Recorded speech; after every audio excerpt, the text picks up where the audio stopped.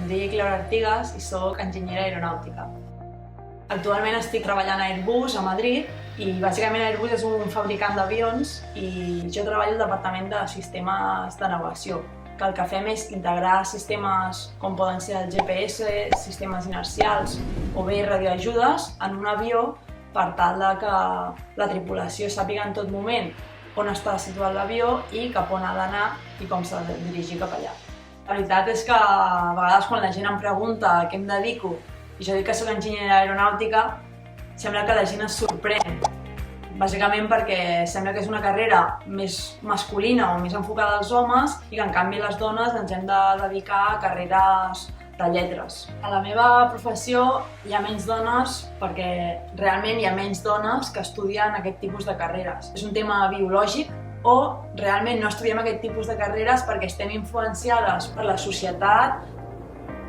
En la professió d'enginyera hi ha poques dones, però realment si ho comparem amb el nombre de dones que estudien aquestes carreres, diguéssim que el percentatge és representatiu, és bastant semblant.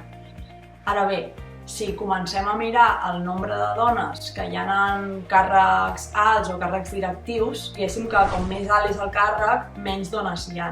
Una de les coses que s'està fent és intentar que les noies o les nenes que han de decidir el seu futur tinguin referents femenins que estudien aquest tipus de carreres. Jo el que recomanaria és que realment cadascuna faci el que li agrada i el que vol estudiar i que no tinguin por del que vindrà ni es deixin influenciar per la societat de si unes carreres són tradicionalment més masculines o més femenines, perquè crec que aquesta classificació està desapareixent.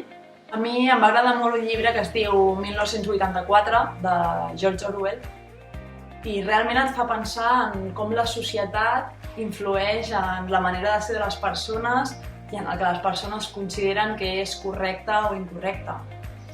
I és important que siguem capaços de traspassar aquestes barreres, no deixar-nos influenciar per tòpics històrics que venen des de fa molt de temps, sinó que ara la societat està canviant i tots som lliures de decidir què ens agrada i què volem fer.